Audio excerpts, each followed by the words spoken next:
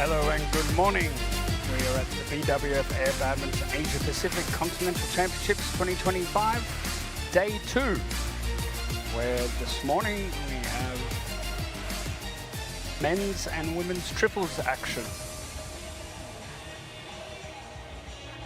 Later on this afternoon we will have the team relay semi-finals, gold and bronze medal matches. But this morning we get into the individual element of the competition with the triples. And first up on court 1 we have Korea versus Australia.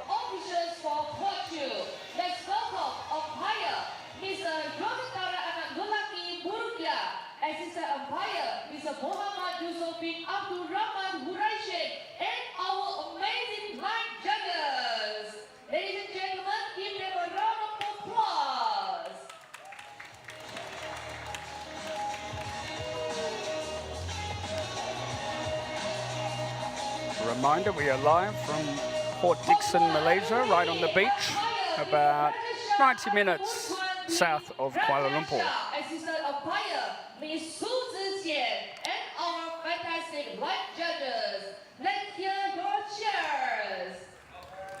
And this is the Asian qualifier for the BWF Air Badminton World Cup to be held in Sharjah, UAE.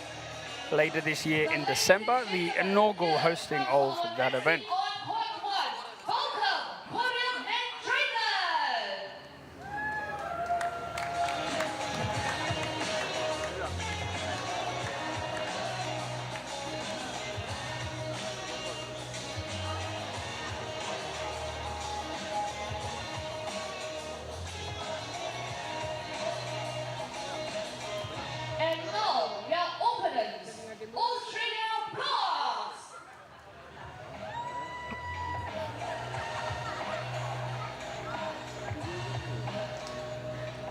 So we have Korea versus Australia first up. Both these teams got knocked out in the team relay format. But now I get to have a chance to focus on the triples. Of course, Australia is the only representative from Oceania. They have qualified for the World Cup in December.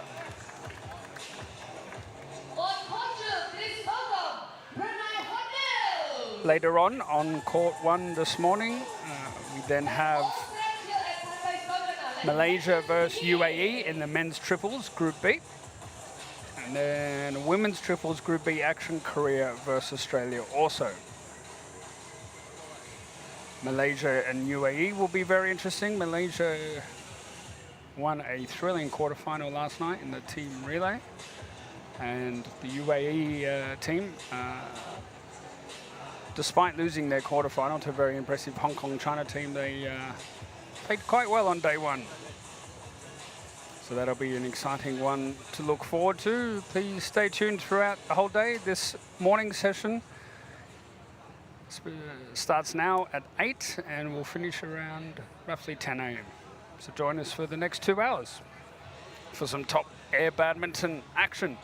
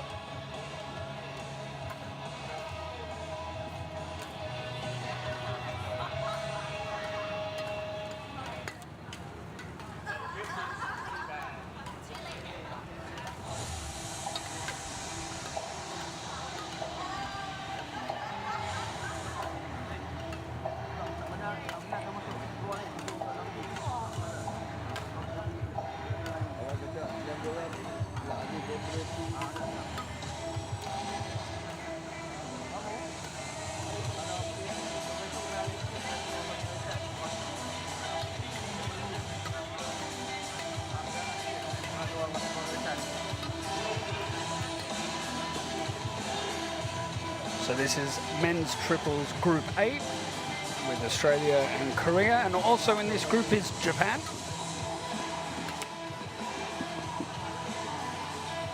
Ready to play.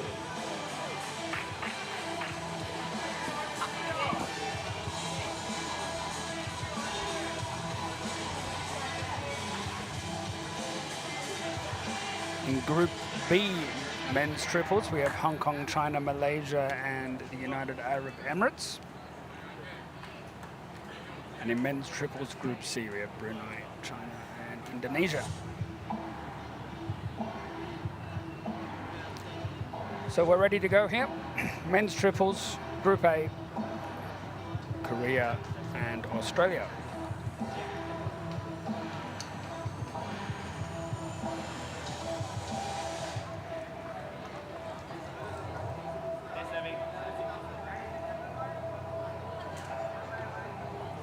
With Korea to serve.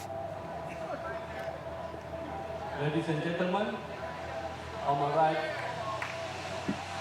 Australian blockers, and on my left, Korean Mandragon. Korean Mandragon to serve. Love ball, play.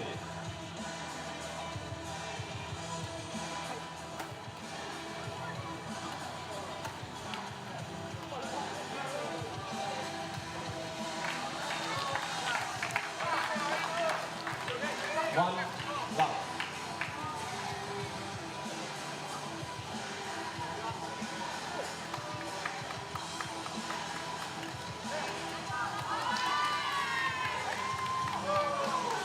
Nice early exchanges there, one apiece. One all.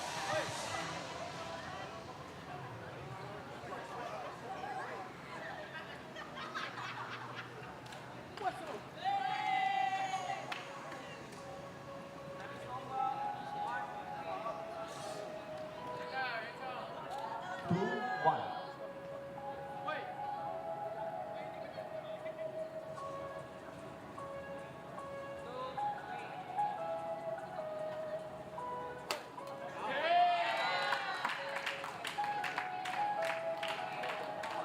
Service over, 2 all.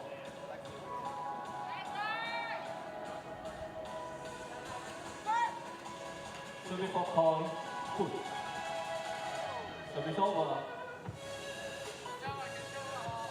3, 2.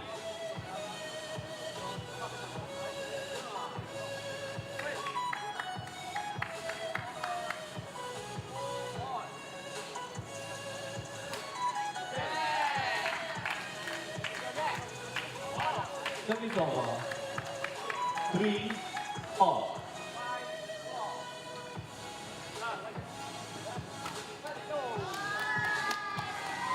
Service over, 4, 3.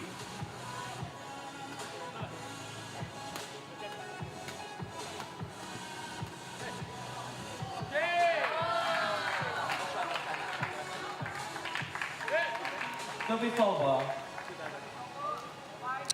4 all.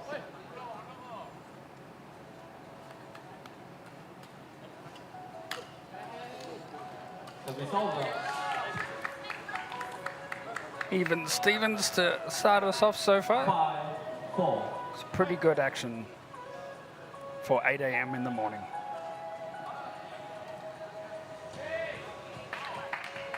Service over.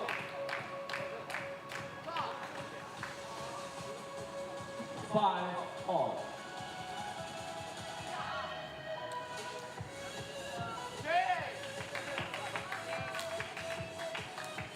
Six, 5.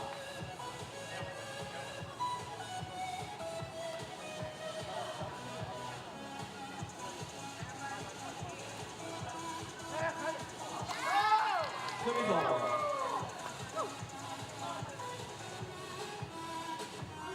6 all.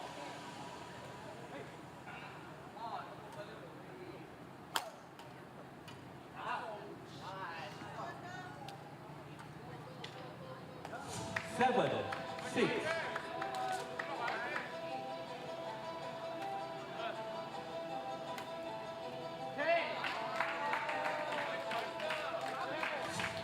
over.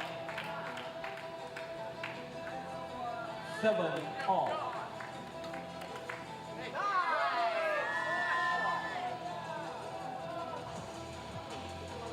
Service over. 8-7.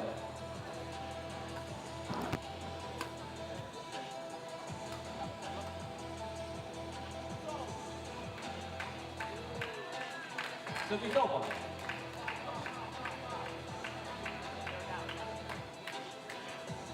8 all.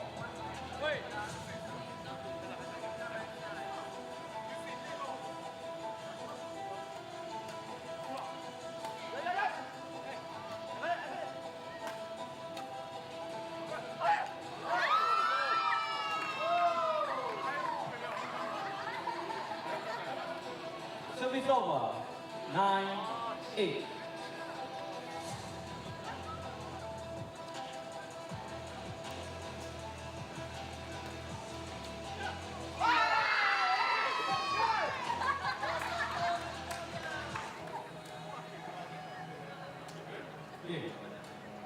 So 9-8 at the interval, Australia up by 1 point. Good game. Won by Ultra Blocker. 9-8.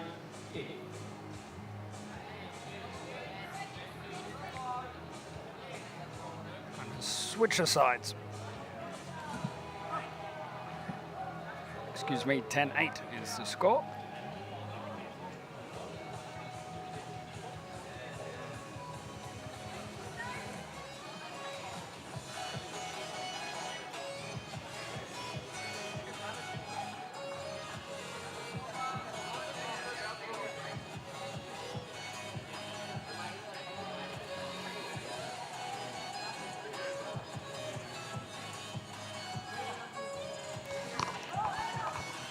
Correction, the score is 9-8. Australia up by 1.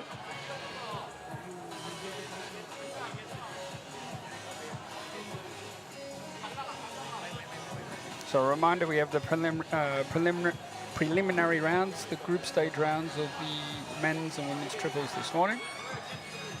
And then later on we get into the business end of the team relay competition with the semi-finals, gold and bronze medal playoffs. Service over. 1 love.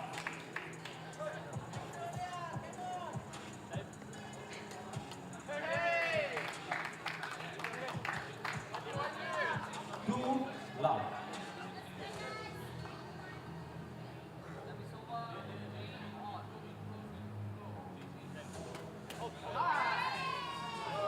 Service over.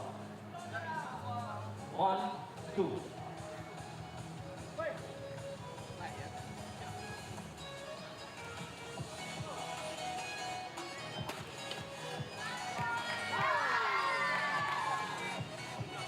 Service over. 3-1.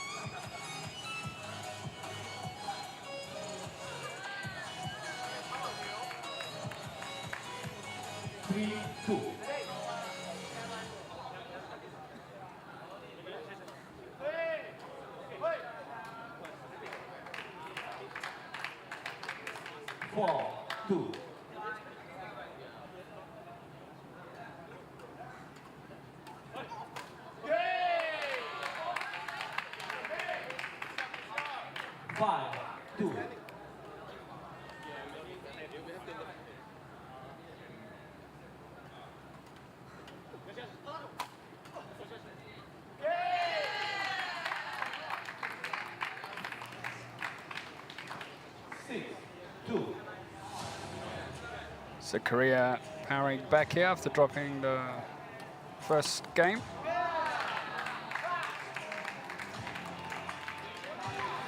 7. Now up 7-2. Playing from the slightly easier side. But today, not much wind this morning. Last night, for the quarterfinals of the team relay, the wind picked up and was quite the factor.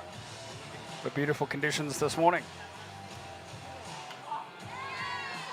Service over 3-8.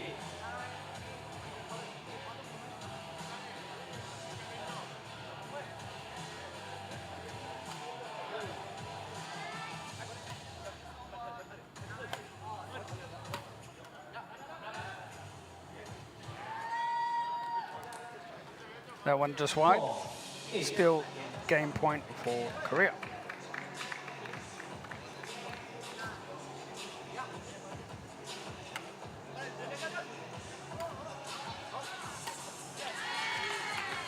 And that's it. Korea take the game. It's one apiece. Second game is warm up. Korean men's record 9-4.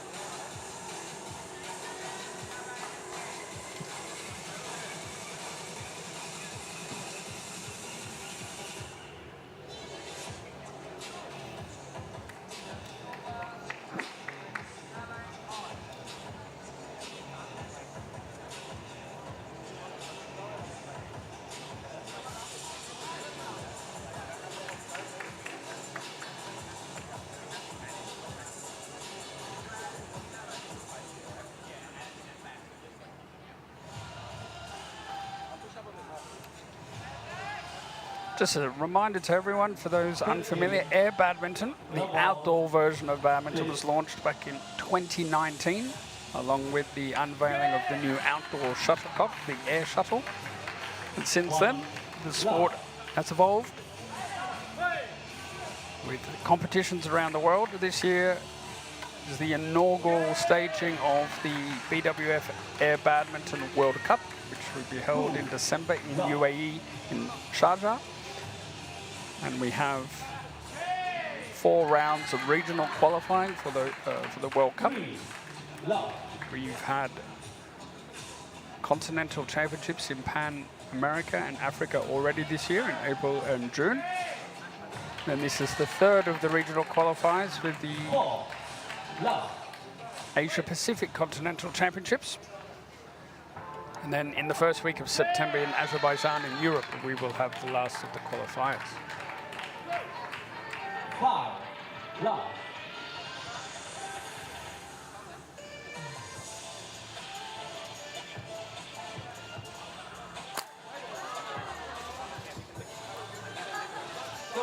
And after dropping the first game, Korea finding their feet here, now leading 5-1.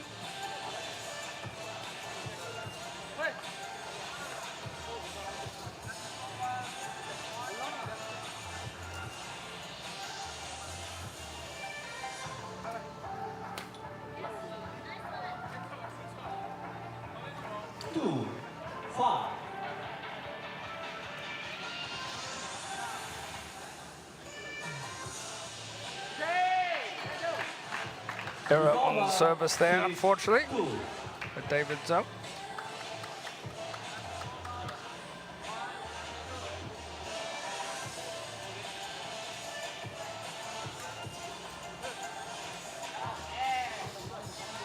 That one was wide.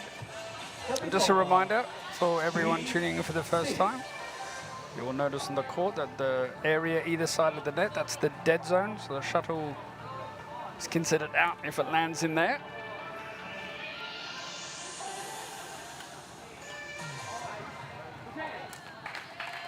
Service over 7. That one just long.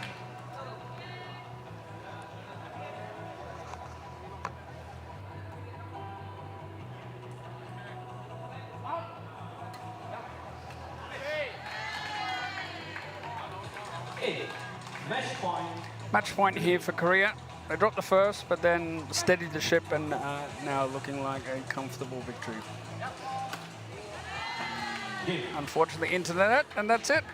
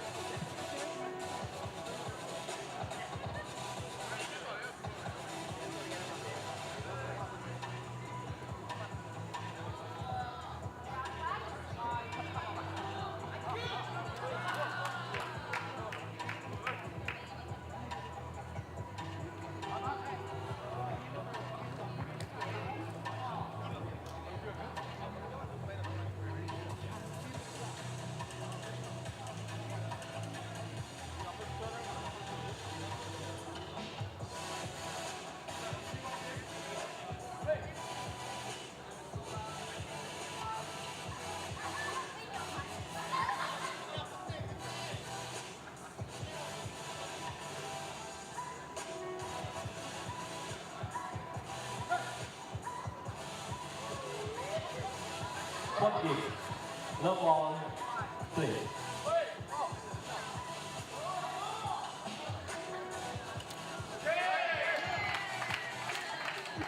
One love.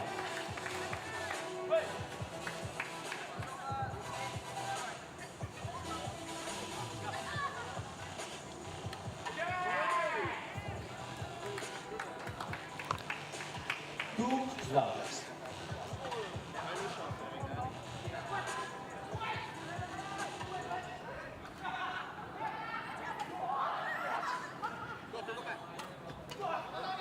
Oh, great rally. Great movement. Oh, Service over. and landed just in. Great point there from Australia. 1, 2, go. And that's some of the action you'll see at Air Badminton. A bit of diving around the court.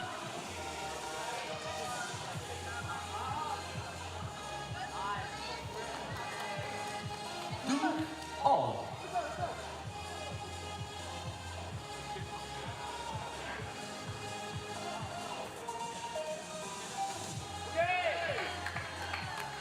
Service over. So the triples are best of 5 games. First to 9 with a gap of 2. Deuce at 8 all. You need to win by 2 points, all the way up to 13. 4. And then the winner will be determined. So 4-2 here to Korea. If they win this game, they will win the match.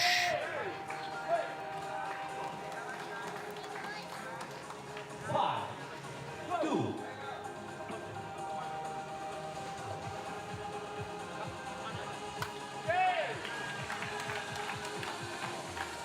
Six, 2.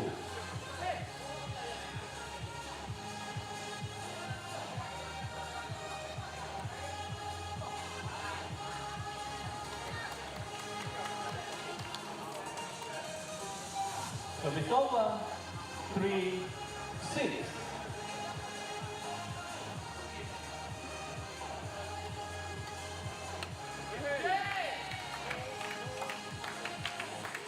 Service over. 7, 3.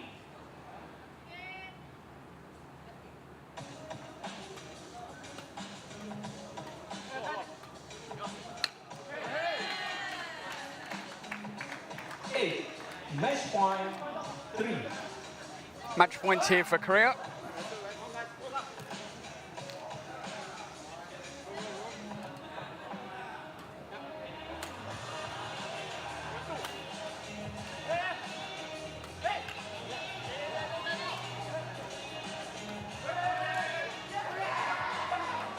And that's it.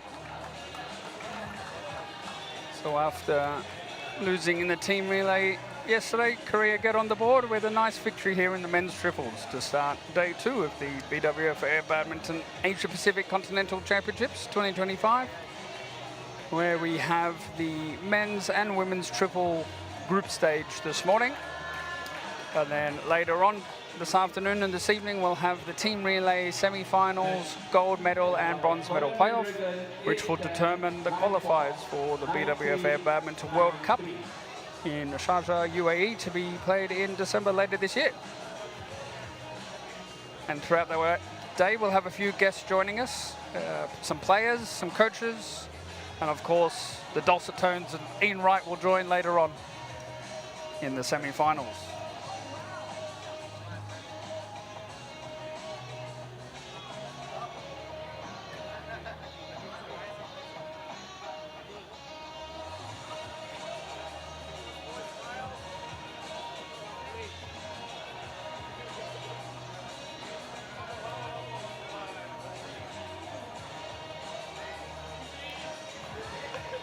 A nice moment there between the lads. Great spirit. We have 9 teams in total here in Port Dickson, in Malaysia. 8 from Asia and Australia, the sole representative from Oceania. So recapping the scores, Australia took the first game, 9-8. And then from there, it was reasonably smooth sailing for Korea. going 9-4, 9-3, 9-3. So they take today's opening men's triples, 3-1. And next up, on court 1, we have another men's triples match, Malaysia versus UAE. That'll be a good one. Stay tuned.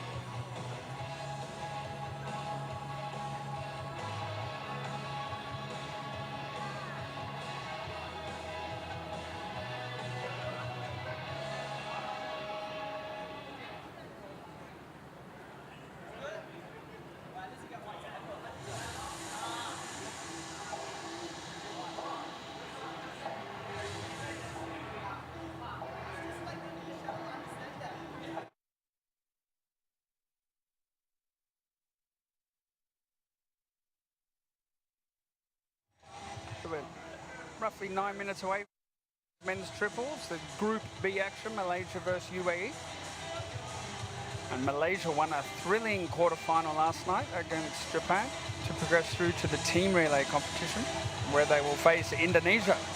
So that will be a very exciting battle later on. And in the other semi-final, we have China versus Hong Kong, China. So a few local derbies a little bit later on, so stay tuned for that. But next up, men's triples, Malaysia versus UAE.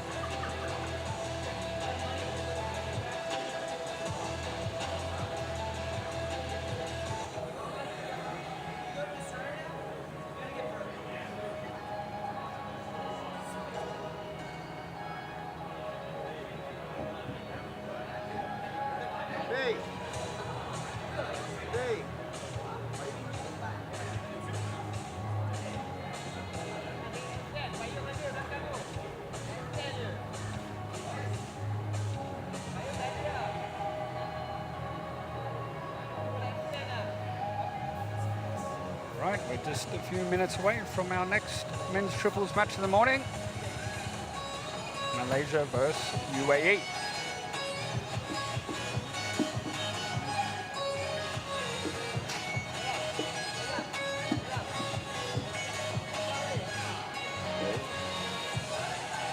Tempo bagi sana.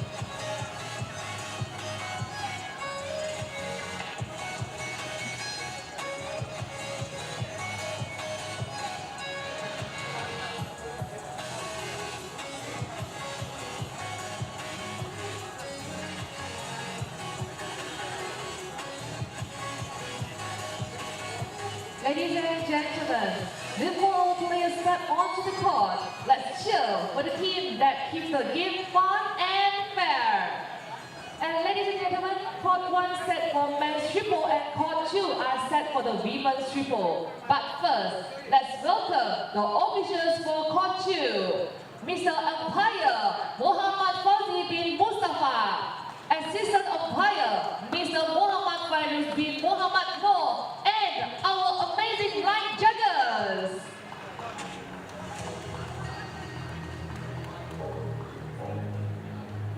And court 1, are you ready? Umpires Mr. Muhammad Nizar Hakim bin Abdul Razak and Assistant Umpire Mr. King Kong, and also our fantastic line judges.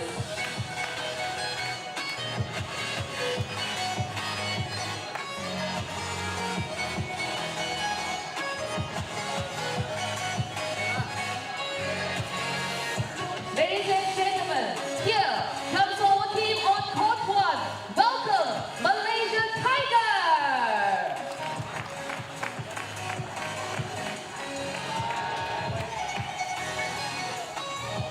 And now, their opponents, United Arab Emirates versus men's triple.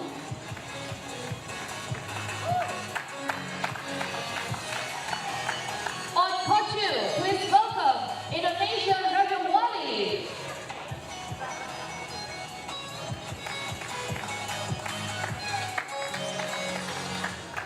Their opponent, United Arab Emirates versus women's triple.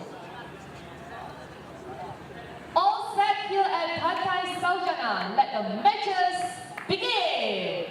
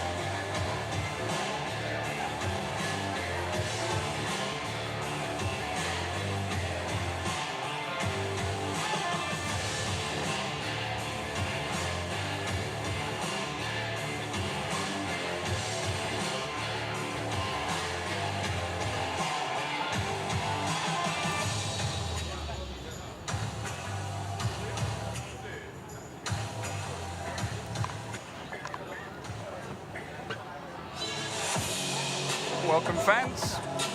Players are just about on court for their warm-up for the men's triples.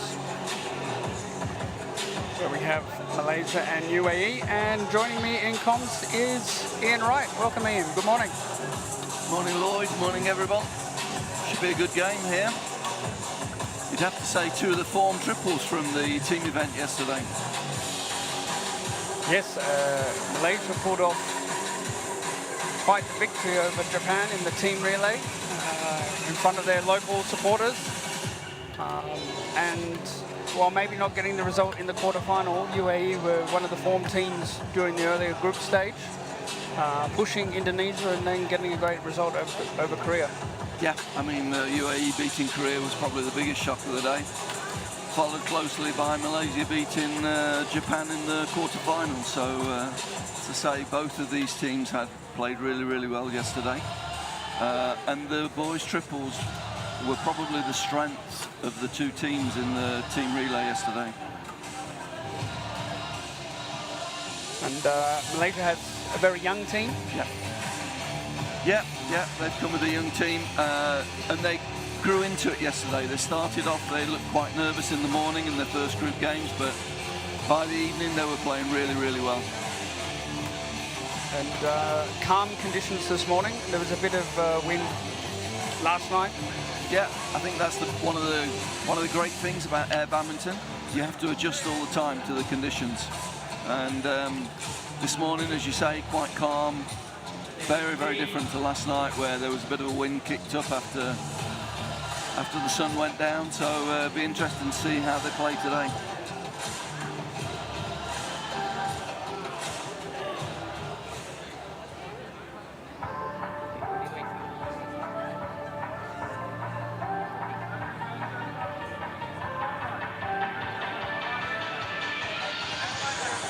And a reminder, so for the triples, it's best of 5 games, first to 9, deuce at 8 all.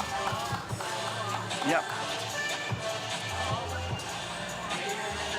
Yeah, again, one of the reasons behind that is to get the frequent change of ends so that the conditions are equal for each of the teams. Outdoors, obviously, there is more variables with the weather and with the conditions, so that frequent change of ends evens it up, if you like. Okay, we're underway. Malaysia with the first point.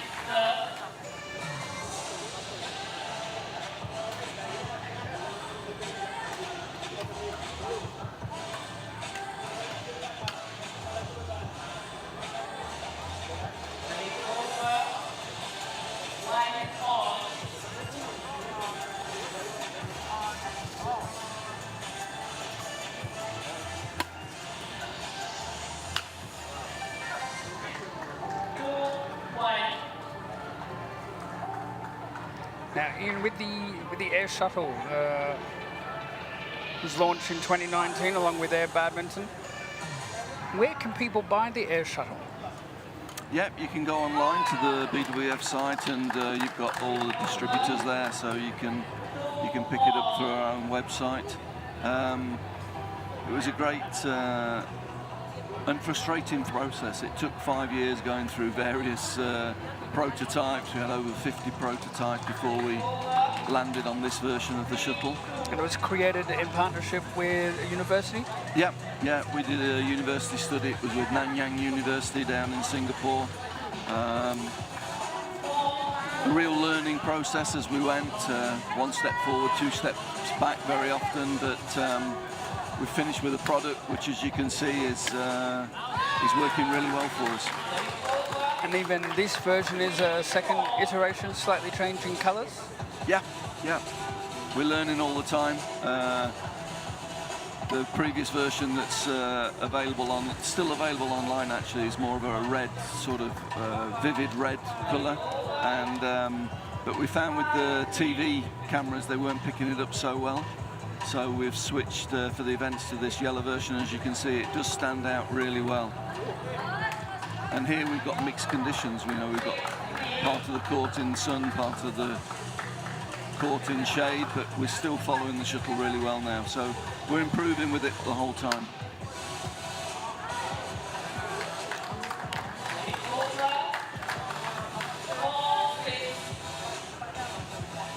That one going long.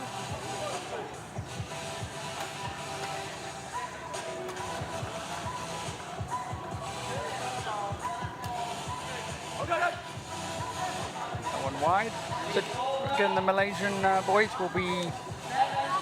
They've got a big team relay semi-final tonight. They use this to shake off the cobwebs, get some extra practice in, or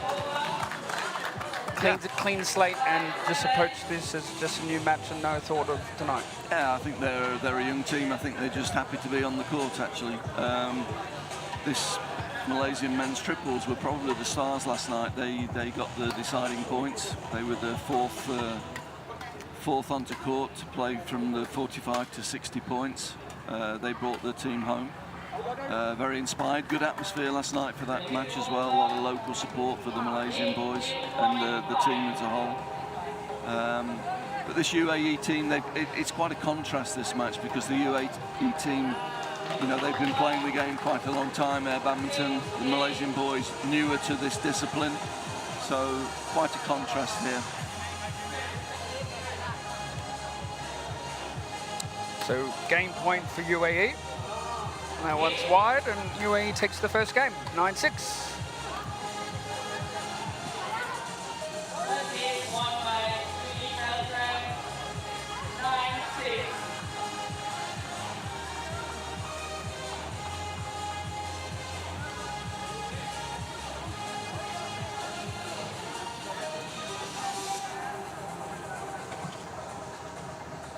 So this is the first year of the World Cup concept. Essentially, we've created a tour. The first organised, structured tournament calendar for air badminton. Tell us a little bit how that came into being. Yeah, I mean, we're probably a little bit behind where we wanted to be with air badminton, because we think it's a great product and the countries that come and play have really enjoyed it. Obviously, we set up the original circuit as qualifiers for the World Beach Games, which were unfortunately cancelled at the end of 2023. They were due to be in Bali. In August, I think, right? Yeah, and last year was a really congested year for us with the Olympic Games and everything, so we decided we'd focus very much on 25. And we've run this year, this is the third qualifying event for the World Cup. We've already run events in the Pan Am region and the African regions. So we've got some teams already qualified from those regions for the World Cup. And we've seen a really nice entry and a lot of enthusiasm for it, both here for this event and the next event coming up in Europe, which will be in Azerbaijan at the beginning of September. So nice start, and we're looking to build from here, really. We're looking to expand this circuit, if you like, these regional qualifiers. We're looking to extend and expand that into 26. Obviously, one of the strategic points also to air badminton is inclusivity, accessibility to court, and I believe there's the World Ability Games. We have para air badminton for the first time. Exactly. That'll be a debut for para air badminton. It'll be really interesting to see how that goes. But again, it's more variety for the players. It offers different opportunities for different players, maybe different levels of ability. But as I say, it's very much a learning process for us still. But you can see from the level of the play here that teams are already picking up on it and starting to prepare better for these events.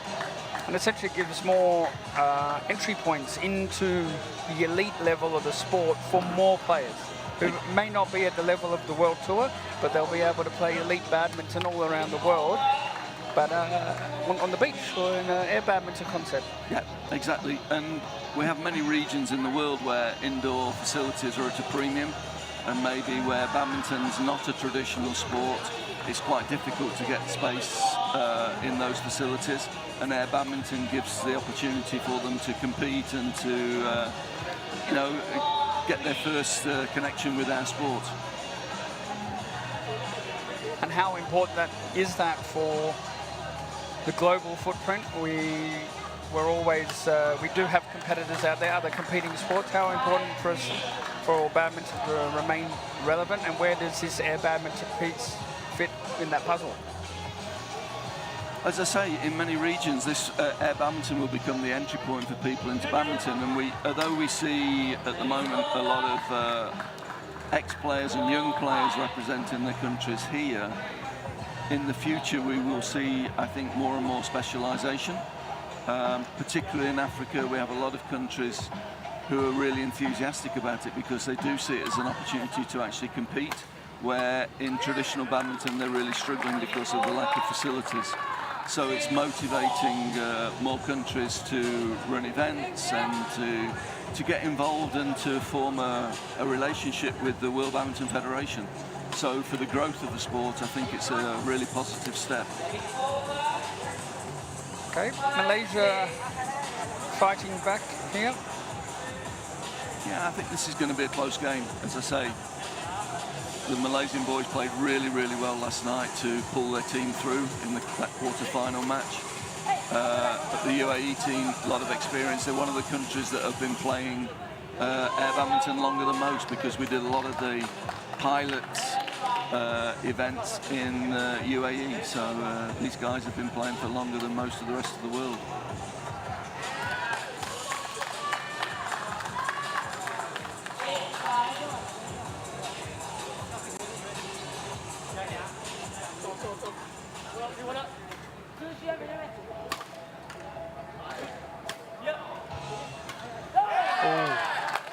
And of course the World Cup finals there in Sharjah. Just explain the process of finding a host and the bidding process and the collaboration with United Arab Emirates Badminton Association, and then also Sharjah Sports Council and our friends there. Yeah, as I say,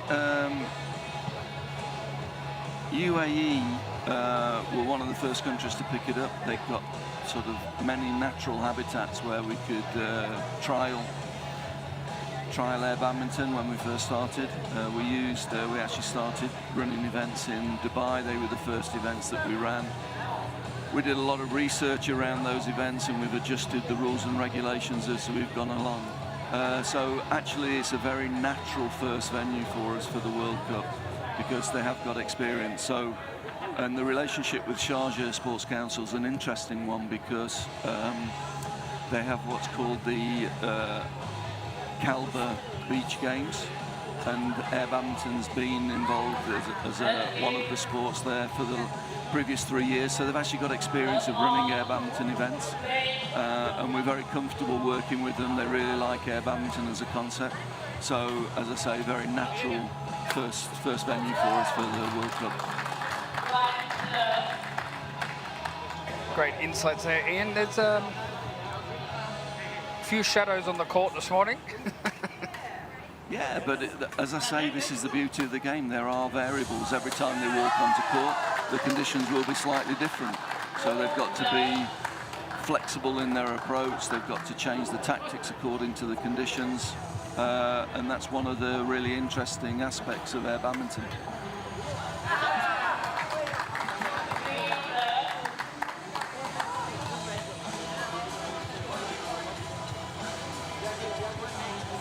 Tactically, it's really interesting watching the Malaysian team play, because when they first started yesterday morning, they were a little bit hesitating, but they've really worked out the tactics. The rotation's really strong. Obviously, with the triples, the key regulation and the key difference to badminton is that on your team you can't play 2 consecutive shots, so the person who hits needs to rotate off and rotate away. You see there, service fault. It's too high on the court for that one.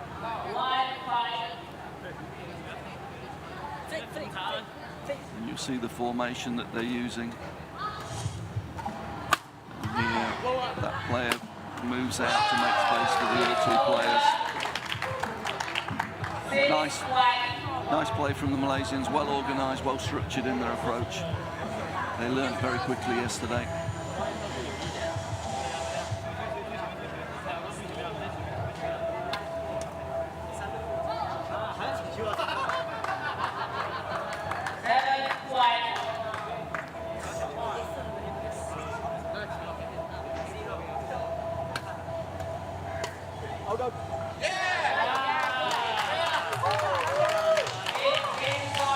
You can see how much they're enjoying it as well, which is really nice. So game point to Malaysia to take a 2-1 lead here.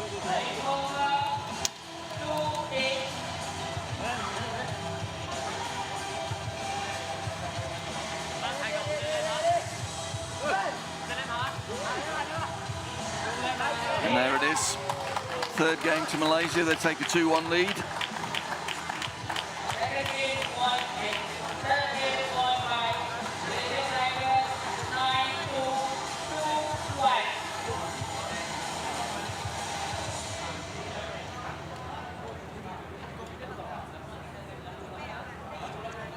For the UAE boys, a little bit of a hangover from yesterday. I think they were really disappointed to lose out in that quarter-final.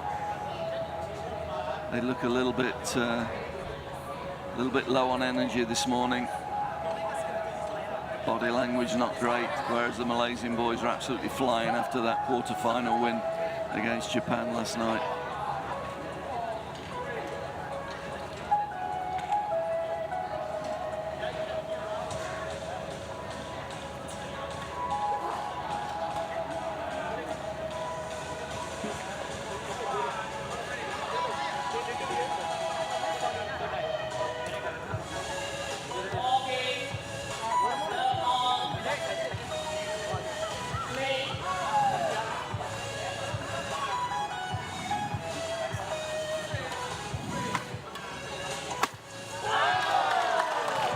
The young Malaysian players, obviously they're up and coming. Do you see this also being a benefit for their overall progression in careers and development of skills and getting more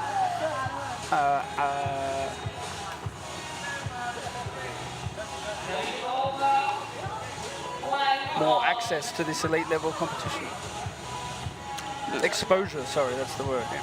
Look, I think it was really interesting yesterday. It was a real learning process for them, tactically, looking what the other teams were doing, adjusting to it, sorting out their own tactics. That can only help them in their evolution as badminton players.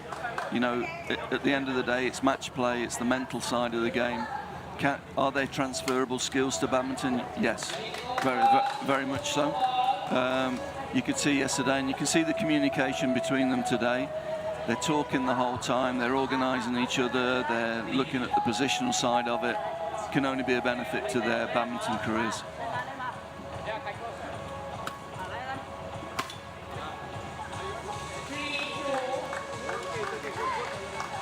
So Malaysia leading 2-1, 2 games to 1.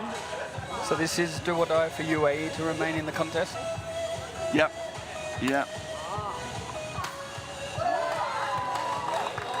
Yeah, and you can see they're a little bit, I think they're a little bit down after yesterday, the UAE team. They're a little bit flat this morning. As I say, very different experiences they had on the court, these two teams last night. Malaysia pulled off a great win. UAE, in the end, just fell short against Hong Kong, China. And you can see the body language there, not so positive from the UAE team this morning.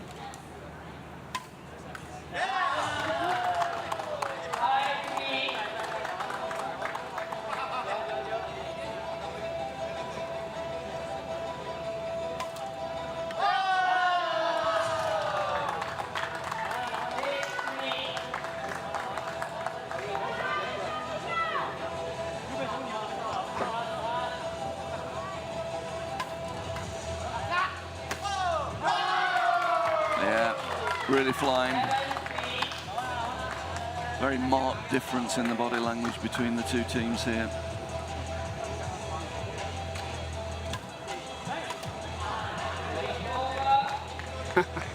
Nice exchange there between the players. Yeah.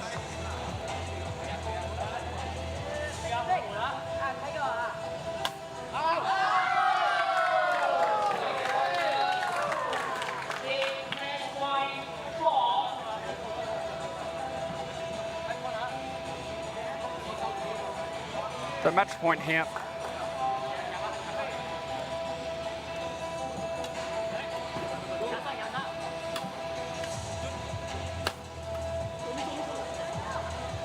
That one's just wide.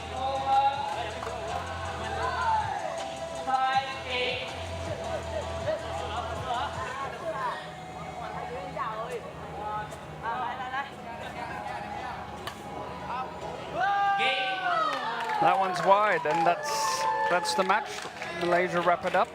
3 games to 1, and that's 9-5 in the fourth game there. Pretty comprehensive in the end for Malaysia. Yeah, Malaysian boys on a roll.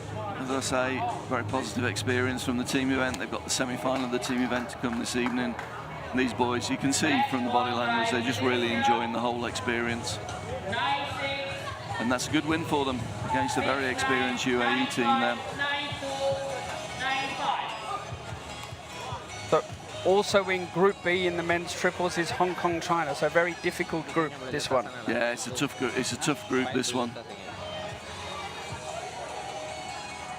Yeah, very difficult to predict who'll go through this one.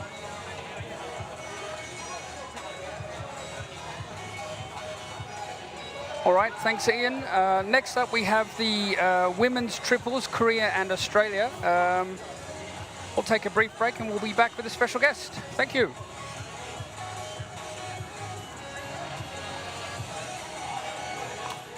Just confirming those scores, Malaysia 3-1 over UAE. UAE took the first games 9-6, and then Malaysia came back 9-5, 9-2, 9-5.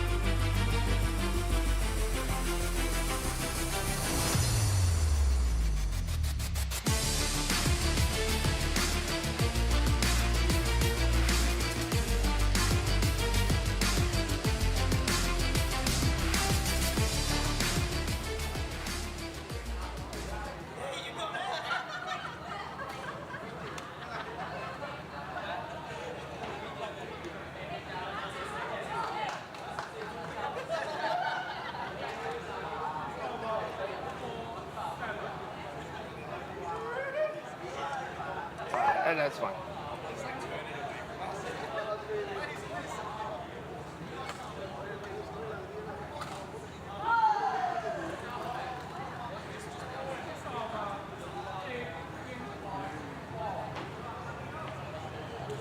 So our next women's triples contest, Korea versus Australia, will start in roughly 15 minutes. But with me, special guest straight off the court who played earlier for Korea and Australia. We've got David from Australia. Welcome. Welcome. Thank you for having me aboard. Good day, everyone back home. Hope you're enjoying our progress here in the Asia Championship. So it's good to be aboard, and we can give you an insight of how our team operates and what's actually going on here, and take it back home to everyone in Australia. Very good. Thanks for joining us. So you played this morning. How was that? Yeah, it was very good. We had a good start, so we managed to take a game off Korea. That was great. Yeah, thank you. And then we were not able to quite adjust to the condition on the second game, and I think they had the momentum moving on to the next few games. Just explain that condition you talk about. Is that the drift and the wind changing ends, or was it the shadow or the light? Yep, so just give everybody at home an insight of what condition we're playing with. There's a slight drift, but it also depends on how the wind is carrying the shuttle.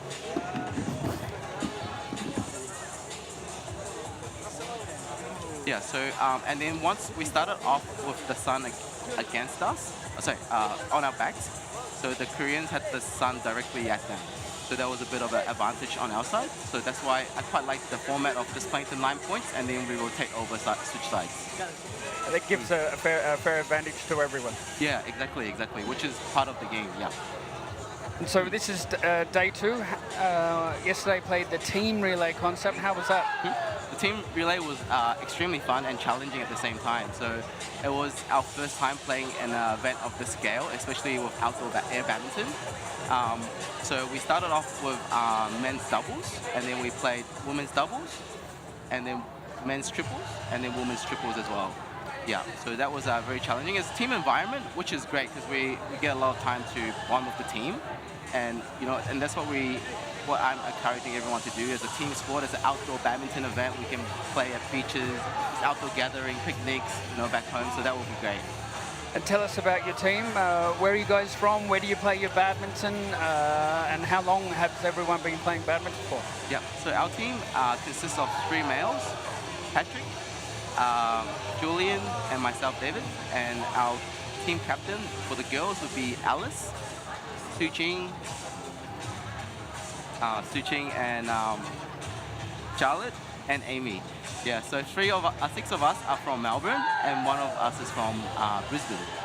So we actually started with Australian National Championships earlier this year in Brisbane. That was our first time interacting with and having experience with the sport, and that was where lead us now. And that was the National Air Badminton Championships or the National Badminton Championships?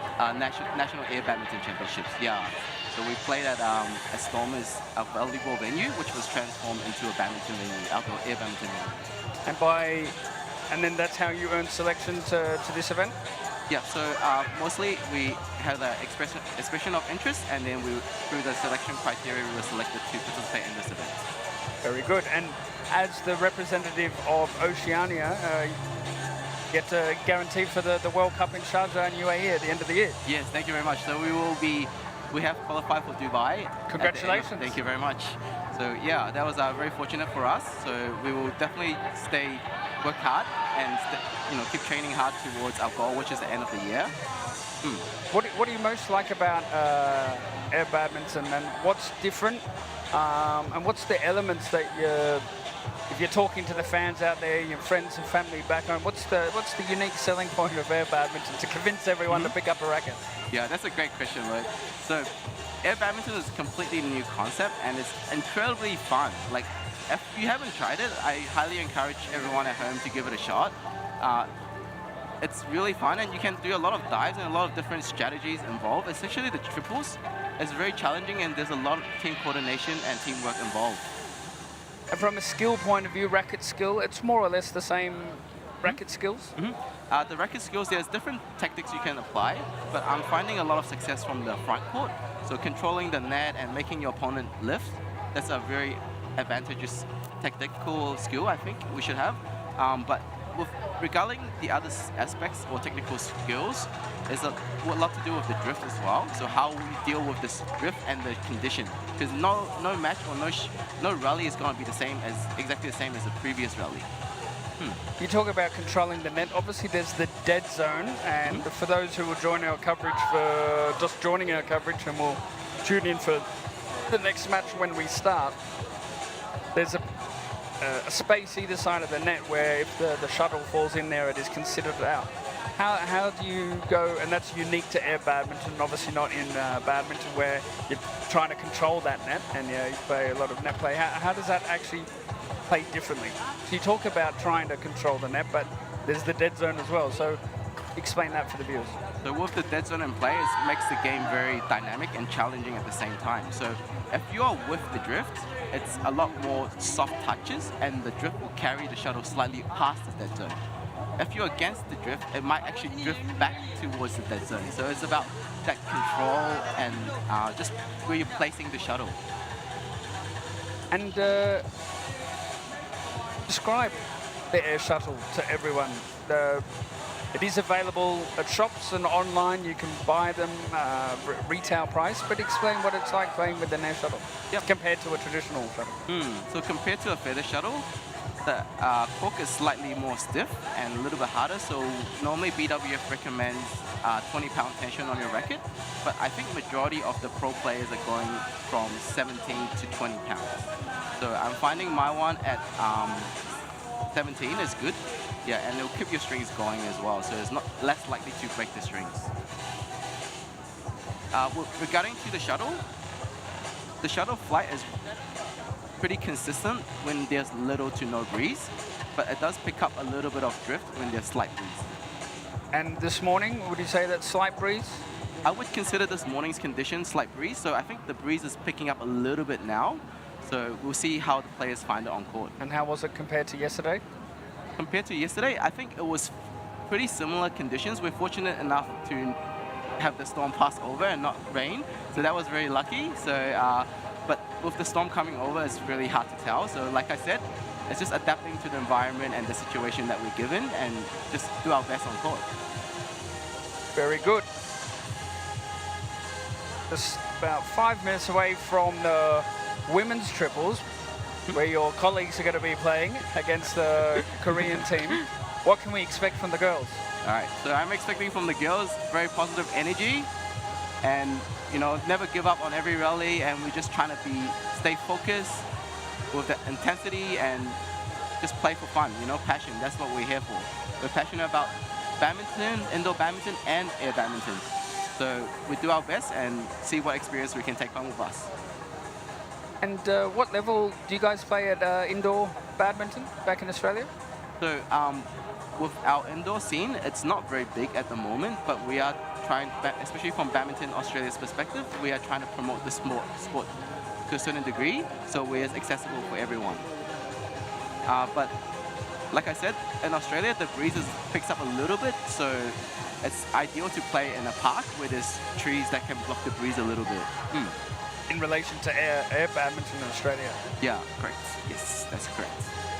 And you're also involved in para badminton, is that correct, as a coach? Yes, that's correct. So I actually independent coach for a few of our para Falcon players, so the national team players. Very good. And they're looking to qualify for both LA and Brisbane in the leading Paralympics. You raise a very good point there. Australia is hosting the Olympic Games and Paralympic Games in 2032 in Brisbane. Badminton hopefully will be part of the program. Badminton is part of the program for LA 2028. But that's obviously exciting for a badminton player, a young badminton player coming through, that they may get a chance to play at a home Olympics. Yeah, exactly. It's very exciting times for everyone, but actually the planning starts now. So there's a lot of works behind the scenes that players or audience at home are not very aware of. Even for this event, there's a lot of coordination with Badminton Australia and our team manager, and just the liaising with the organization and organizers. There's a lot of work that involved with our tournaments. So it's very exciting to see when everything finally falls in place and how we can progress and show our skills in the international stage.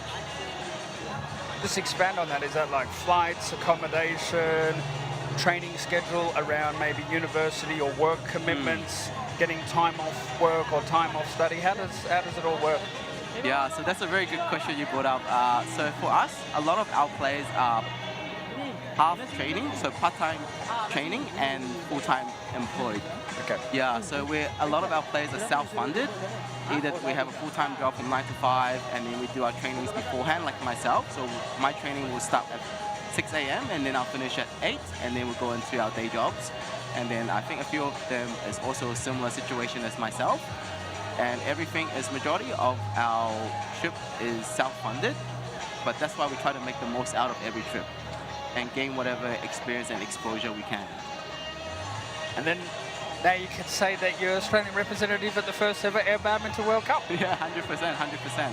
Yeah, that would be a good opportunity for us to see what experience and learn as much as we can from other nations on how they run their program and how they're delivering their training, their marketing, and just keeping that inclusion for everyone. Para, air badminton, and just beginners who are starting out or who may be interested in badminton. It's great to see the sport grow in the world, eventually. Very good. Now we're just final preparations for the sand for the next match. What's it like on the sand, your footwork? Footwork's a key part of badminton, of course. And there's very distinct footwork for indoor badminton. Obviously the same principles would apply here, but you're on sand and you sink maybe. How does that work moving around on the court? Yeah, so that's a great question, Lloyd. For most of you who hasn't played, it's actually very challenging on the sand. Sorry, let us continue. It's very challenging on the sand, but it also makes it very fun. It's like a training for your footwork. Essentially, you're having to push extra hard, especially on the split steps and your approach to the shuttle. You know, that phase is actually about, I would say about 20 or 30% more explosive than a regular indoor court. Okay. And that, if you have a rally, so I think a lot of the rallies with the higher level teams, they're going up to 10 to 15 shots. That stamina will be like normal match, like maybe playing to like 20 shots per point. And you think, so these are transferable skills, obviously, you talk about that footwork and the explosiveness on the sand. This could be good training or good transferable practice for your indoor as well, right? Yeah, 100%, 100%. From my understanding, I think actually some of the Chinese national players, they train on the sand as part of their weekly training schedule. I think it's just to build up that strength and, you know, giving it the extra weight to your extra obstacle, you know, compared to, and challenge yourself a bit more and improving that footwork. Yeah, I think a lot of national teams, able-bodied national teams, I think they do some training on the sand, which is, I highly encourage everyone to give it a shot, to be honest, yeah. Okay, we're just 1 minute away. The players should be entering the field of play very soon, where we have Korea versus Australia women. Ladies and gentlemen, before players step onto the court, let's cheer for the team that keeps the game fair and fun. Both courts are ready for women's triple. But first, let's welcome the officials for court 2. Ladies and gentlemen, please welcome umpire Ms. Munawira binti Muhammad Kaur, assistant umpire Mr. Muhammad Fahafiz bin Muhammad Arifin, and our amazing live judges. Some great pictures there overhead. You can see that amazing location where we are, right on the beach. High tide at the moment with the water right up against our venue. Some of your teammates there. Yeah, excellent. Yeah, good to see them supporting our girls.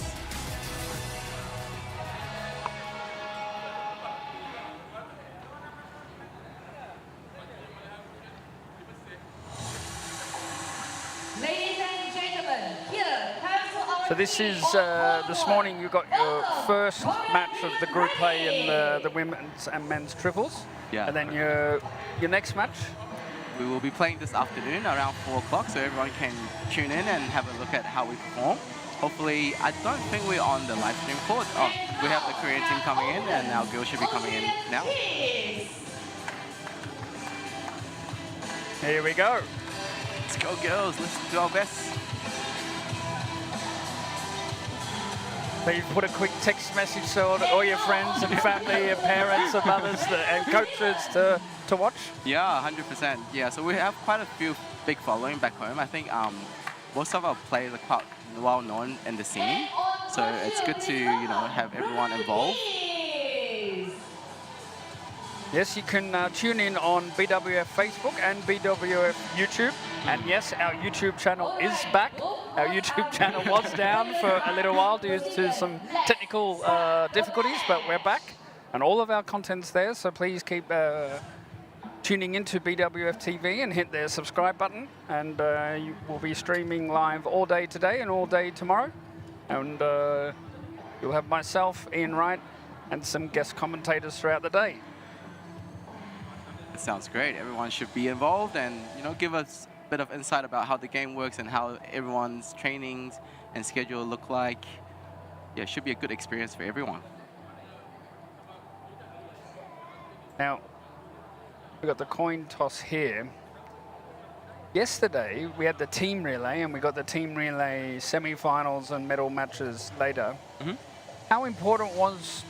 We saw the tactics of the coin toss for the team relay got to determine the order, and you could put you could go women's doubles, men's triples, men's doubles, or you could customize if you won the toss. How did that work strategically? That's a great question, Lloyd. So there's a lot of tactics and strategies involved in the team event. So you could be losing or behind 30-45, and you could still end up winning the match. And that's the fun aspect of this team event. So normally we would like to strategize our strongest event or discipline at the end, so that way we can finish strong. Yep. And the other teams may be also doing the same thing, or maybe they're like, oh, we want to take out your strongest pairing, and then we want to play that first. So there's a lot of tactics and strategies involved. So winning the toss is actually quite important. 100%, yeah. Probably the most important thing. And then we were able to choose the side, which side you want to start on, and the service. So these are quite crucial as well. So from what I'm seeing is the condition is a little bit breezy. There's a slight drift. Yes, we've got a good angle here from our commentary position. We're directly behind on the southern end, away from the sea, or on the road side, so to call it. So we get a good view of the drift here. Yeah, very good view. And we're away from the sun as well. Yes, we're undercover. Although I'm still wearing a hat and sunglasses like the players, but we're under shade here. Coming from Melbourne, which is like 6-7 degrees, and then we're coming to Malaysia, it's like 30 degrees with very high humidity. It's a complete change. Yes, for those around the world, it is winter in Australia. That's correct. Yes, so very cold at the moment.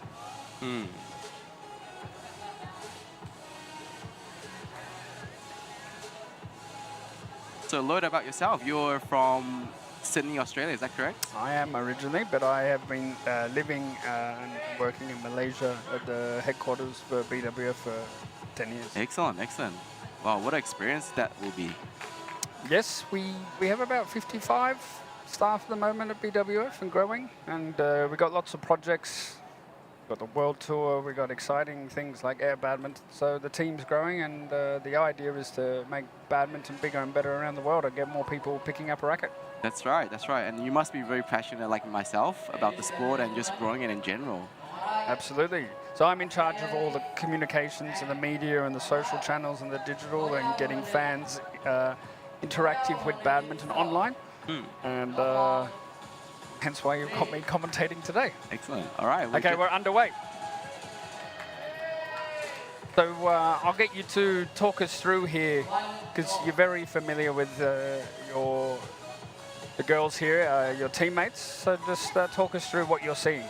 Yep, so we're having some good rallies. I think both teams are slowly adjusting to the conditions.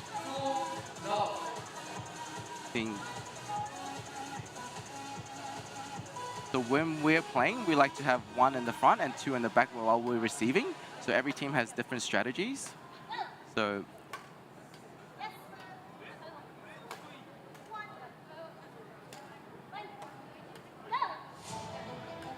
well, this is a great rally here. Excellent rally. Now, how does the communication work? It probably differs for each team, but do you find that there's one more vocal person on court calling the shots, or everyone's all tuned in and taking responsibility, or is there a little bit of a team captain on the sand? So we like to call out whose shot it is, because especially with the drift condition, it's really hard to tell. It might be coming towards you, but the next second it could be drifting away, kind of like the shot that was just played. It drifted slightly towards the left while it was carrying.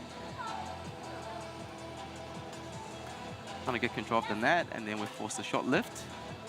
And that one's wide, and the Australian girls are on the board. Yes, excellent. Slow start, but hopefully we can get back.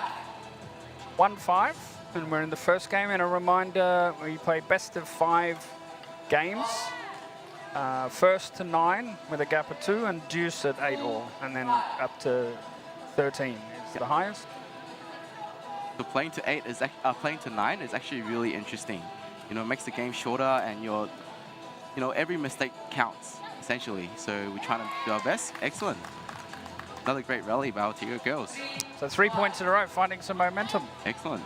Hopefully that can carry, as long as everyone stays focused.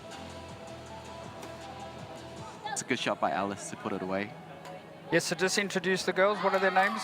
And try and identify them for everyone. So we have on court with the white cap, that's our team captain and manager, Alice Wu. And just in the middle there, who's serving, that Charlotte, she's the one from Brisbane. And to her right, that's Su Ching. We're all from Melbourne. The left-hander.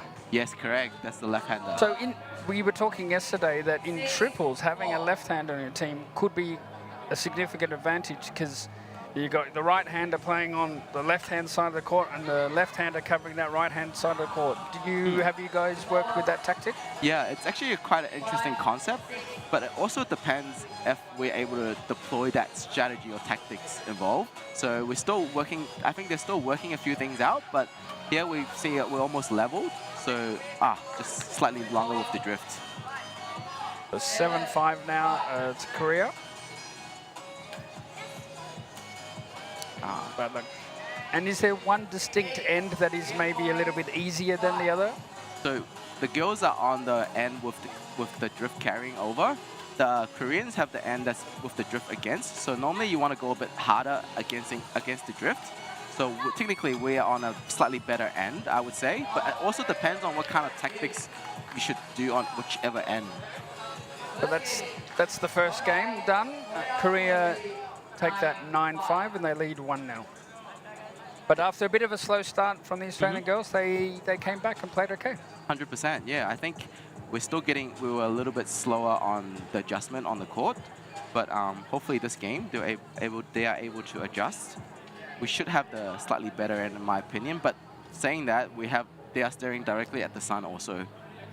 But competitive triples, and obviously on the sand is quite a new concept, but at home, in the training hall for traditional badminton, many people trial triples as a training technique. Well, it's obviously very different in a competition structure and calling out who's going to play. Yeah. What would you think triples also has a positive impact on people with maybe doubles players? Yeah. In traditional badminton? I think it's a great training system to apply as a team bonding experience. But normally how indoor triples would work is you can't hit the shuttle consecutively. Whereas if you're doing badminton triples, you have to kind of get out of the way once you hit. Yep. And that's a new challenge that is actually very interesting because in this situation, you can try to hit it to the same spot or same person consecutively to force that fault through. So that's the main strategy. Maybe not necessarily going for a clean winner, but just hitting it back to the person who's just hit it because that person cannot then hit it. Yes, that's correct. Yeah. And then once they get used to that strategy, then it's easier to adjust as well. You might want to mix it up. You might want to start aiming for the gaps. Straight drives.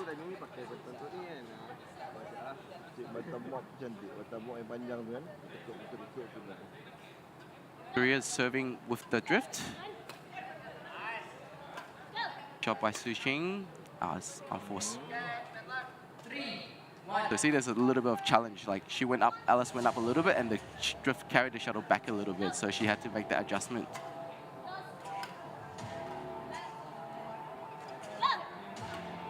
Good rally. Bad luck there. The Koreans are quick on the front. You can see they're just, every net that we're doing, they're just coming up straight away.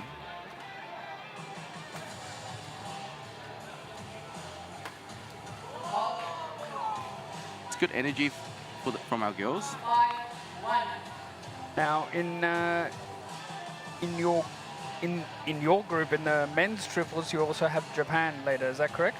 Yeah, so in this tournament, unfortunately, there are no easy games for us. So every game, we just try our best and learn as much as we can. And then hopefully we can apply that in Dubai towards the later this year. But we actually managed to play Japan yesterday as well in the men's triple. Yep, in the team. Correct, relay, correct. Yeah, that was a good experience. So we will try to use a different strategy today and see how we go. And later on, the women play Hong Kong, China. Yeah, yeah. Also in their group. Correct, correct. So some very difficult groups there for you guys. Yeah. I think Hong Kong has a very dedicated program towards air badminton, which is really good to see, yeah.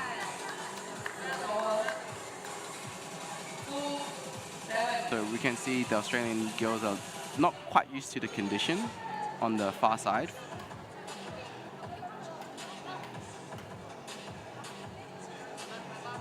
So this is Group B action in the women's triples. So also in this group, as I mentioned, is Hong Kong, China, along with Korea and Australia.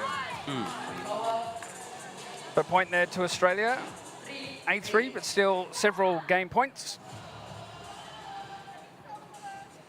But 5 points to catch up is actually very doable. You know, we just need to focus up and chase down every shuttle. There was a fault there. Bit of a miscommunication there. That's the game. Another change of ends. So I think the girls are not quite used to the far side, rear side. So we need to make some changes. And yesterday you played on court 1 or court 2? Yesterday we played on court 1. Okay. Yeah, on court 1 for both our matches. But you've only played on court 1? Yeah, essentially, okay. yeah. So I was going to ask if court 2 was any different, but you haven't played there yet. Yeah, maybe I think this afternoon's game will be on court 2.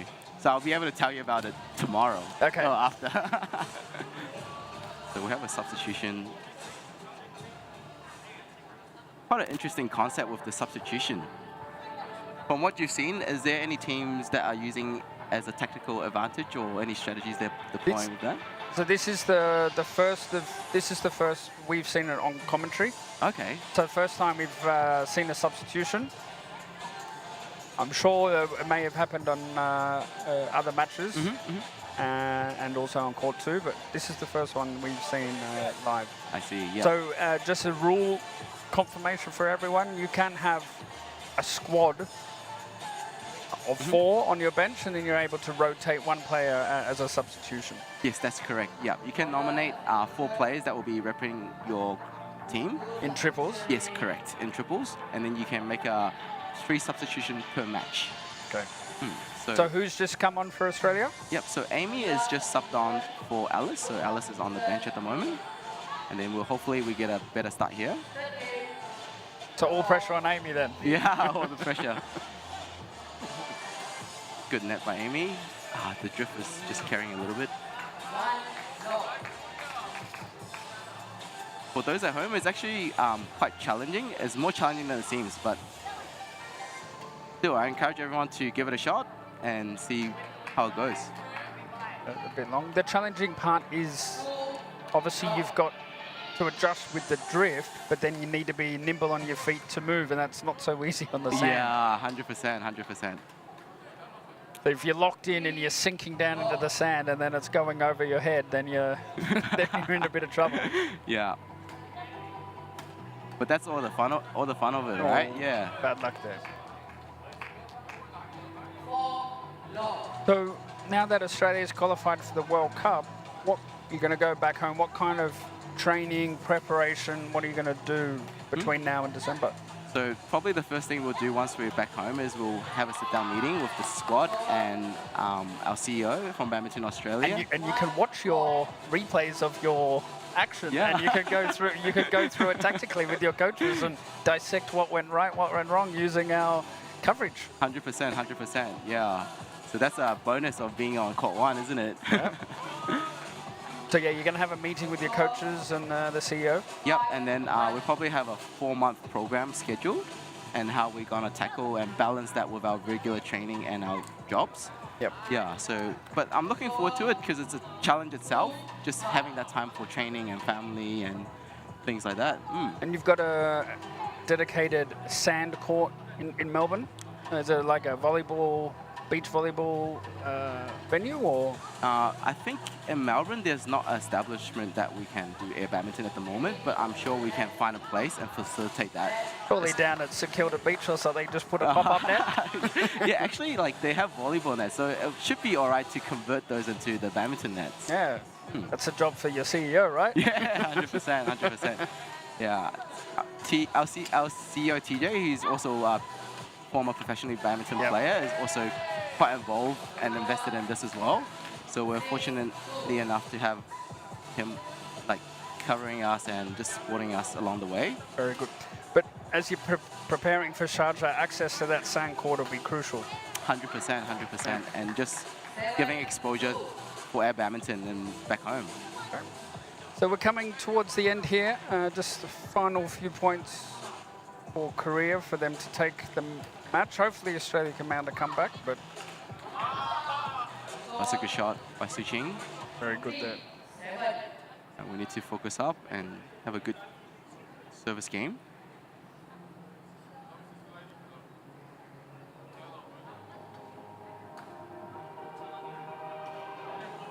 He opts for the high serve. Go back with a clear. Some good rotations going on. Oh, that's good defense by Korea. Very good defense. Yeah.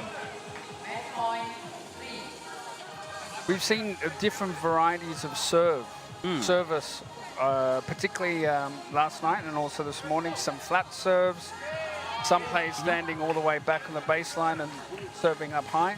Yep. It's good to have a variation, and it depends on what your strategy is. So we like to control the net and just play the flat game. So that works out well for us, but yeah. So we've got come to the end of the match. Korea take the game 9-3 and then win the match 3 games to 0.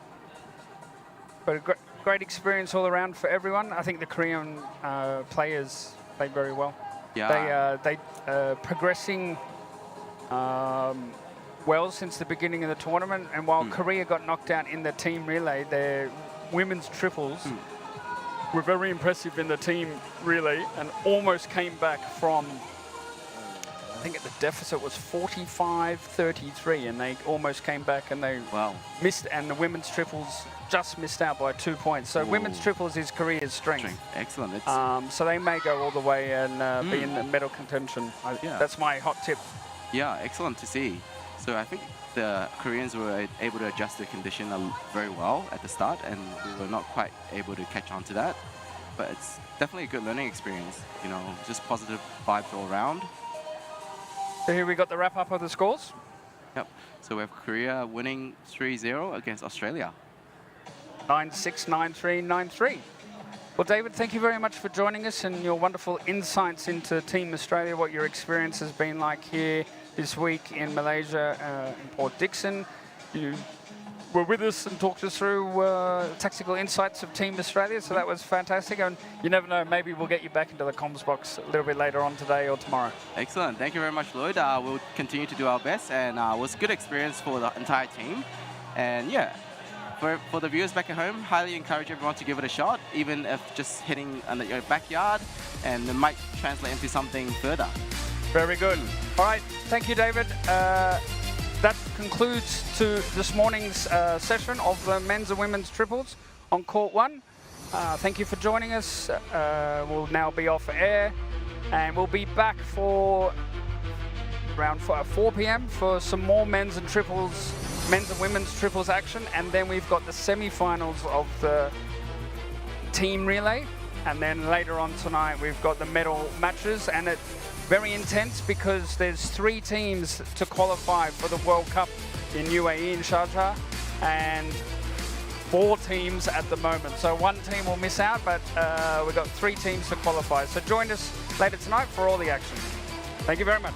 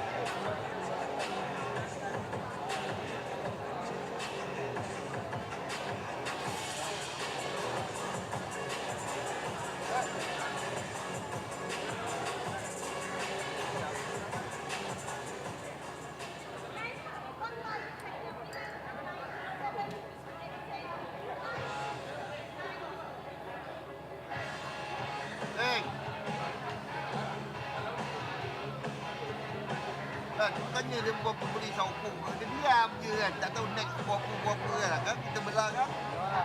Ha?